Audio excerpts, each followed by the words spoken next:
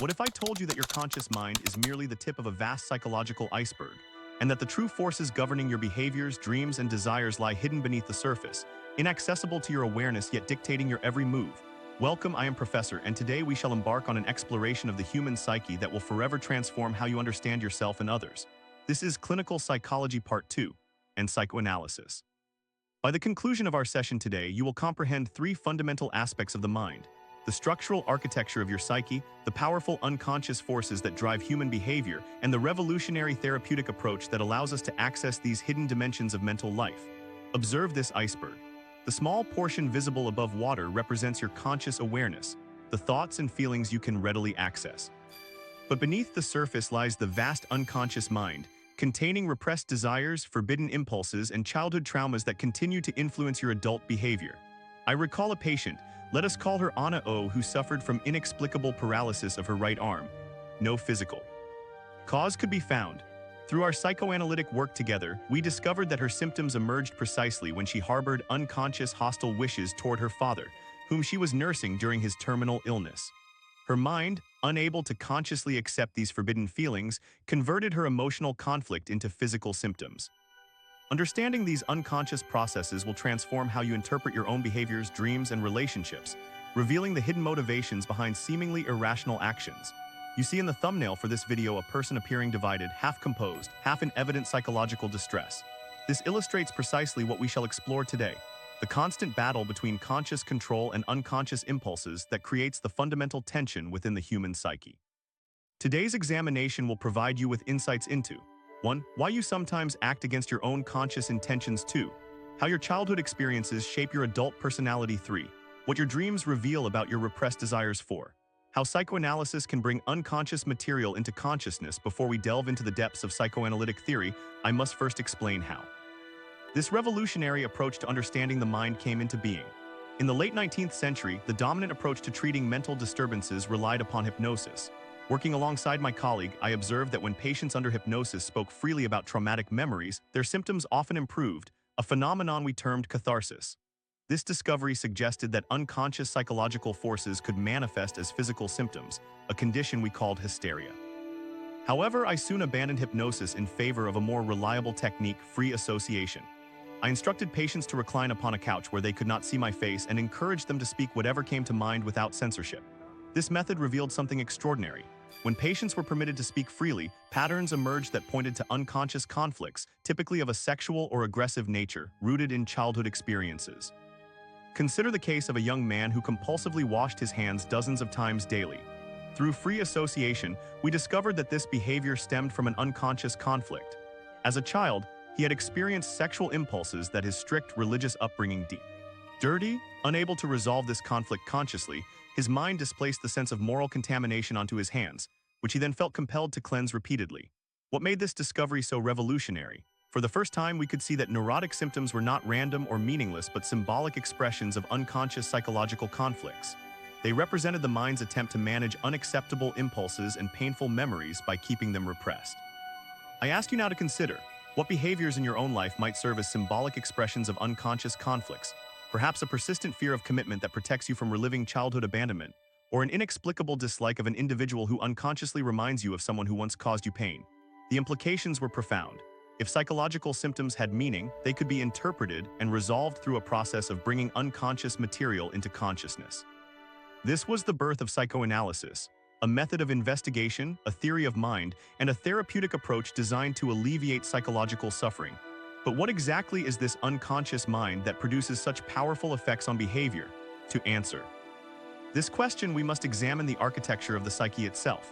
In my structural model of the mind, I proposed three distinct components: the id, the ego, and the superego. Each plays a crucial role in psychological functioning, and the interactions between them explain much of human behavior. The id represents our most primitive impulses. It is the reservoir of libidinal energy, operating according to what I termed the pleasure principle. It demands immediate gratification of basic desires without concern for reality or social conventions. It is entirely unconscious, present from birth, and contains our instinctual drives for sex and aggression. I must deliver here my most valuable insight, which may profoundly alter your self-understanding. Your conscious mind is not master of your behavior. The id's powerful impulses influence your actions in ways you rarely recognize. When you experience an irrational attraction, an inexplicable rage, or a compulsive behavior you cannot explain, you are witnessing the id's influence breaking through. Hit the like button if you've ever found yourself acting in ways that seemed out of character or contrary to your conscious intentions. This is precisely the id's influence I am describing. In contrast to the id stands the superego, the internalized representation of parental and societal values, the source of moral judgments and ideals. The superego operates as an internal critic, producing feelings of guilt when we violate its standards and pride when we adhere to them. Like the id, much of the superego functions unconsciously, criticizing and punishing us without our awareness. Between these opposing forces, the id's primitive demands and the superego's moral restrictions, stands the ego, which functions according to the reality principle. The ego mediates between our impulses, our conscience, and external reality, attempting to satisfy the id's desires in ways that will not transgress moral boundaries or result in harm. Let me illustrate this dynamic with a scenario familiar to many of you. Imagine you see an attractive colleague at work and feel a sudden sexual desire. This is the id at work. Immediately, your superego intervenes with thoughts like such feelings are inappropriate in a professional setting. The resulting anxiety signals a conflict between these forces. Your ego then mediates by perhaps channeling this energy into a more acceptable form, maybe suggesting a professional lunch to discuss work matters. This constant negotiation between the three structures occurs largely outside conscious awareness, yet determines much of your behavior, emotional reactions, and psychological symptoms. Consider for a moment, in what areas of your life might you observe this three-part struggle? Perhaps in dietary choices where the id craves immediate pleasure, the superego demands health-conscious restraint, and the ego negotiates a compromise. But what happens when these internal conflicts become too intense to manage consciously? The mind employs fascinating mechanisms to protect itself from overwhelming anxiety, defense mechanisms that shape your personality in profound ways we shall now examine. When the ego cannot resolve conflicts between primitive desires and moral prohibitions, it employs unconscious strategies I termed defense mechanisms. These psychological operations protect consciousness from overwhelming anxiety by disguising or transforming unacceptable impulses. Let us examine several of these mechanisms that operate daily in your mental life. Repression is the foundation of all defenses, the process by which threatening thoughts, memories, and impulses are pushed into the unconscious. A child who experiences a traumatic event may have no conscious memory of it as an adult, yet the repressed experience continues to influence behavior. Denial involves refusing to accept external reality when it is too threatening. The alcoholic who insists he can stop anytime despite evident addiction employs denial. The woman who ignores obvious signs of her partner's infidelity similarly protects herself through denial. Projection involves attributing one's own unacceptable impulses to others. The man who harbors unconscious aggressive impulses may perceive hostility in others where none exists. The individual who unconsciously desires extramarital affairs may become pathologically jealous, constantly accusing their spouse of infidelity. Which defense mechanism do you believe you most frequently employ? Denial, refusing to acknowledge painful realities. Projection, seeing your own unwanted qualities in others. Displacement, redirecting emotions towards safer targets. Rationalization, creating acceptable explanations for unacceptable behavior. Displacement redirects impulses towards safer targets. The man who is angered by his boss but fears confrontation may come home and kick his dog or criticize his wife. The sexual energy that cannot be expressed toward its original object may be channeled into creative pursuits, a process I termed sublimation, the most adaptive defense mechanism. Reaction formation transforms unacceptable impulses into their opposites. The person with strong unconscious hostile wishes may become excessively kind. The individual with forbidden sexual desires may adopt a puritanical moral stance, condemning in others what they cannot accept in themselves. Recall the divided face in our thumbnail image. This illustrates precisely the psychological splitting that occurs when defenses fragment the personality, creating the divided self that many of you experience as inner conflict or inconsistent behavior patterns. I invite you to examine your own behavior patterns. Do you find yourself irrationally angry at certain personality types? This may represent projection of disowned aspects of yourself. Do you sometimes behave in ways completely contrary to your conscious values? This may indicate reaction formation against forbidden impulses. These defense mechanisms operate automatically and unconsciously, yet they leave traces we can detect in dreams, in slips of the tongue, and in free association. This brings us to one of my most significant contributions to psychology, the theory of the unconscious mind and its methods of expression. As promised in our title and thumbnail, we now arrive at the core of psychoanalytic theory, the revolutionary concept of the unconscious mind, which fundamentally changed our understanding of human psychology. The unconscious contains all that is inadmissible to consciousness, repressed memories, forbidden wishes, traumatic experiences, and primitive impulses. Though hidden from awareness, this material continues to influence behavior through various manifestations. Perhaps the most fascinating evidence for the unconscious appears in what have come to be called Freudian slips, errors in speech, memory, or physical action that reveal unconscious intentions. When a man accidentally calls his new wife by his ex-lover's name, or when a person forgets an appointment they unconsciously wish to avoid, we glimpse the unconscious mind at work. Consider your own experiences. Have you ever said something and wondered, where did that come from? Have you forgotten important events or names that later proved to be associated with painful memories? These are not random errors but meaningful expressions of unconscious processes. Imagine a woman introducing her husband at a party who says, "I'd like you to meet my husband, David, I mean Daniel." This slip might reveal unconscious dissatisfaction if David is an attractive colleague or former lover. What appears a simple error actually expresses a hidden wish. Dreams provide another royal road to the unconscious. In sleep, when conscious censorship relaxes, repressed material emerges in disguised form. Dreams have both manifest content, the literal narrative you recall upon waking, and latent content, the hidden unconscious wishes expressed symbolically. Dreams employ fascinating mechanisms to disguise their true meaning. Condensation combines multiple people or concepts into single dream figures. Displacement transfers emotional significance from something threatening to something neutral. Symbolization represents unconscious thoughts through metaphorical images. Consider a recent dream you've had. What if the people, places, and events were not random but symbolic representations of unconscious conflicts? What might your dream be communicating from the depths of your psyche? The therapeutic value of dream analysis lies in uncovering these hidden meanings, bringing unconscious material into consciousness where it can be addressed rationally rather than expressed through symptoms. Looking again at our thumbnail image of the divided self, we can now understand more deeply what this represents. The fundamental split between conscious awareness and unconscious processes that creates the dynamic tension within every human psyche. But how do these unconscious processes develop?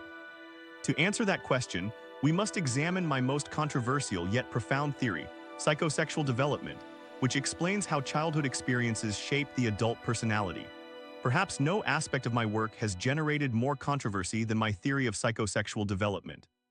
Yet I maintain that sexuality, broadly defined as pleasure-seeking rather than merely reproductive activity, is a fundamental human drive present from birth, though manifesting differently at each developmental stage. I proposed 5 distinct stages of psychosexual development, each characterized by focus on a particular erogenous zone and psychological tasks. The oral stage centers on the mouth as the primary source of pleasure. Infants explore their world through sucking, biting, and tasting. The psychological task involves managing dependence and the anxiety of separation from the mother. Fixation at this stage, due to either overindulgence or frustration, may produce the oral personality in adulthood. Individuals who seek oral gratification through excessive eating, drinking, smoking, or talking. They may exhibit dependent personality traits, excessive optimism, or manipulative behaviors. The anal stage shifts focus to the anus and bowel control. Toilet training represents the child's first major conflict between biological urges and social expectations. The child learns to derive pleasure from retention and elimination. Fixation here produces either the anal retentive personality or the anal expulsive type. Consider your own personality traits. Might they reflect early toilet training experiences? Imagine 2 parents with different approaches to toilet training. Parent A is strict, punishing accidents and demanding perfect control before the child is physically ready. Parent B is relaxed, praising successes without criticizing failures. According to psychoanalytic theory, which child is more likely to develop obsessive-compulsive traits in adulthood? Indeed, the child with a strict parent may develop excessive concerns with cleanliness, punctuality, and control. The phallic stage focuses on the genitals as the child discovers anatomical differences between sexes. This stage introduces the Oedipus complex in boys and what my colleague Carl termed the Electra complex in girls, concepts we shall explore momentarily. The latency stage represents a period of relative sexual dormancy as the child channels energy into social and intellectual pursuits. Finally, the genital stage marks the mature organization of sexuality, ideally characterized by the capacity for intimate relationships. And I ask you to reflect. Which of these stages might have been particularly challenging in your own development? Do you observe traits in yourself that suggest fixation at a particular stage? Your most persistent personality characteristics may well have roots in these early experiences. But the most fascinating and controversial aspect of psychosexual development involves what occurs during the phallic stage, the Oedipus complex, which fundamentally shapes gender identity and adult relationships in ways we shall now examine. Named after the Greek tragedy in which Oedipus unwittingly kills his father and marries his mother, the Oedipus complex represents a universal developmental crisis occurring during the phallic stage. For the boy, this complex unfolds as follows. He develops an unconscious sexual attraction to his mother and perceives his father as a rival for her affection. Simultaneously, he fears his father will discover these feelings and punish him through castration, what I termed castration anxiety. This psychosexual drama creates intense psychological conflict. To resolve it, the boy must renounce his desire for his mother and identify with his father instead. Through this identification, he internalizes his father's values and characteristics, forming his superego and consolidating his masculine identity. For the girl, the process is more complex. Upon discovering anatomical differences between sexes, she experiences what I termed penis envy, not literally desiring the male organ, but recognizing the social power and privilege associated with masculinity. She blames her mother for her castrated condition and transfers her affection to her father. I recognize these concepts may provoke discomfort or skepticism. Yet I ask you to consider, do you observe young boys competing with their fathers for maternal attention? Do you notice young girls shifting allegiance from mother to father during early childhood? These everyday observations support the existence of these dynamics, though they operate largely outside conscious awareness. The resolution of the Oedipus complex has profound implications for adult personality and relationships. Those who successfully navigate this crisis develop healthy gender identity and the capacity for mature relationships. Those who fail to resolve it may exhibit neurotic symptoms in adulthood, excessive attachment to parents, inability to form intimate relationships, or unconscious reenactment of parental dynamics with romantic partners. Consider a man who consistently selects romantic partners who resemble his mother, or a woman who repeatedly enters relationships with unavailable men who cannot fulfill her emotional needs. From a psychoanalytic perspective, these patterns reflect unresolved Oedipal dynamics continuing to influence adult behavior. If you recognize these patterns in your own relationships or those of people close to you, hit the like button. You are witnessing the enduring influence of early psychosexual development on adult behavior. But how do we access and resolve these deeply buried psychological conflicts? This brings us to the revolutionary therapeutic approach I developed, psychoanalysis, which offers a method for bringing unconscious material into consciousness where it can be addressed. Psychoanalysis as a therapeutic method aims to alleviate psychological suffering by making the unconscious conscious. Unlike modern brief therapies, classical psychoanalysis is an intensive process, typically involving 4 to 5 sessions per week over several years. The fundamental rule of psychoanalysis requires the patient to engage in free association, speaking whatever comes to mind without censorship. This seemingly simple instruction proves remarkably difficult, as the ego's defenses resist the emergence of threatening unconscious material. The analyst's couch serves an important function. By having the patient recline and placing the analyst out of sight, we reduce social cues that might inhibit free association and minimize the patient's tendency to seek approval or reaction from the analyst. As analysis proceeds, several critical phenomena emerge. Resistance occurs when the patient unconsciously opposes the therapeutic process to protect repressed material.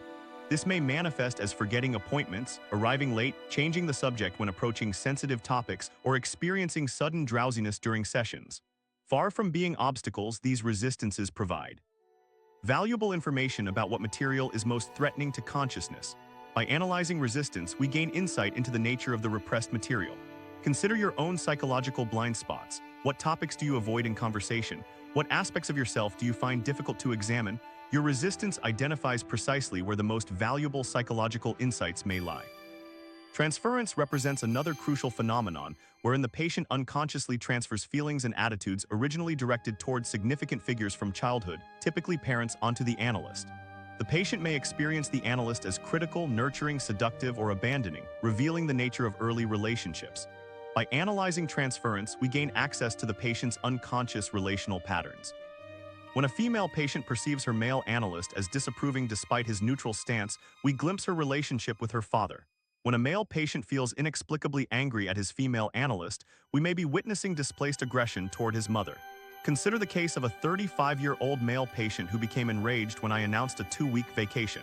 His reaction seemed disproportionate until we explored his history of abandonment by his mother at age 4 when she was hospitalized. His current anger revealed unresolved feelings about this early trauma, now transferred onto me. Through interpretation, I help patients recognize these unconscious patterns, connecting present reactions to past experiences. As insight develops, the patient gradually relinquishes neurotic patterns and develops more adaptive ways of relating to others. But does this approach truly work? And how has it evolved since my initial formulation? Let us examine the evidence for psychoanalysis and its modern adaptations. I must acknowledge that many of my theories have faced substantial criticism from contemporary psychology. The scientific community has raised legitimate concerns about the falsifiability of psychoanalytic concepts. Many psychoanalytic propositions cannot be tested or potentially disproven through empirical methods. My reliance on case studies rather than controlled experiments has been criticized as flawed, vulnerable to observer bias, and unable to establish causal relationships. My sample of patients, primarily upper-middle-class Viennese women, raises questions about the generalizability of my conclusions across cultures and social classes. Perhaps most significantly, my emphasis on sexuality as the primary motivational force has been challenged by theorists who identify other fundamental human needs for security, meaning, power, and social connection that may be equally important in psychological development. I ask you to consider, does the fact that a theory cannot be fully tested through experimental methods necessarily invalidate its clinical utility? Might there be valuable insights into human nature that resist quantification yet prove useful in understanding behavior? Despite these critiques, psychoanalysis has evolved significantly since my time, with Freudian theorists modifying many of my original concepts while preserving the core insight that unconscious processes influence behavior. As promised in our title, my approach to clinical psychology has transformed how we understand mental illness, shifting focus from mere symptom management to exploring underlying psychological dynamics. Modern psychodynamic therapies have adapted classical psychoanalysis in several ways, reducing the frequency and duration of treatment, focusing more on current relationships and less on childhood sexuality, emphasizing the therapeutic relationship as a vehicle for change, integrating insights from attachment theory, neuroscience, and cognitive psychology. Research on these modified approaches has demonstrated effectiveness for conditions including depression, anxiety disorders, and personality disorders. Even as specific theoretical propositions have been challenged, the fundamental insight that unconscious processes influence behavior has been validated by modern cognitive science, which demonstrates that much of mental processing occurs outside awareness. As we conclude our examination of psychoanalysis, let us consider how these insights might be applied to understand your own psychological functioning and enhance your relationships. While full psychoanalysis requires extensive training and professional guidance, certain psychoanalytic principles can be applied to enhance self-understanding and improve relationships. First, cultivate curiosity about your unconscious motivations. When you experience seemingly irrational emotional reactions, rather than dismissing them, ask, what might this reaction reveal about my unconscious processes? Does this situation resemble earlier experiences in my life? For example, if you experience disproportionate anxiety when authority figures evaluate your work, consider whether this reactivates childhood experiences of critical parents whose approval you desperately sought.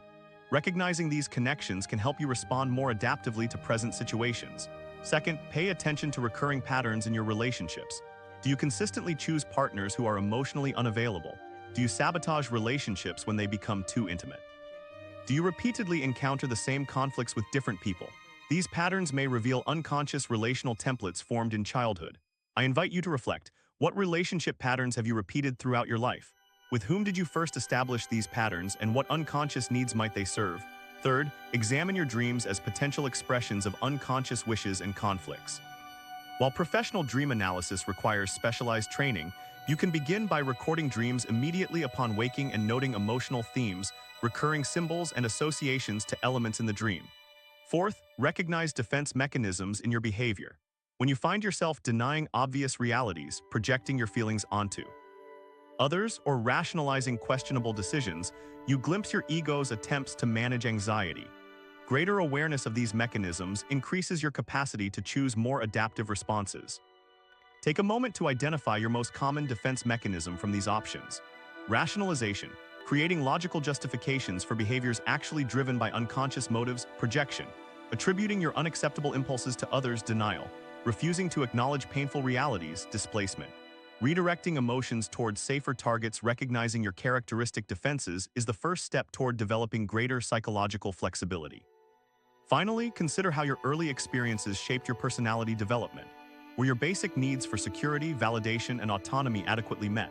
How might early frustrations or overindulgences at different developmental stages have influenced your adult personality? As we conclude our exploration of psychoanalytic theory, let us consider the enduring legacy of these ideas and how they continue to influence contemporary psychology. Though many of my specific theoretical propositions have been modified or rejected by contemporary psychology, several fundamental insights continue to influence our understanding of mental life. First, the recognition that unconscious processes influence behavior has been validated by modern cognitive science, which demonstrates that much of mental processing occurs outside awareness. Second, the emphasis on early childhood experiences as formative for personality development has been supported by attachment research, which confirms that early relational patterns profoundly influence adult functioning. Third, the notion that psychological symptoms have meaning, that they represent the mind's attempt to manage internal conflicts, continues to inform psychotherapeutic approaches that look beyond symptom reduction to address underlying dynamics.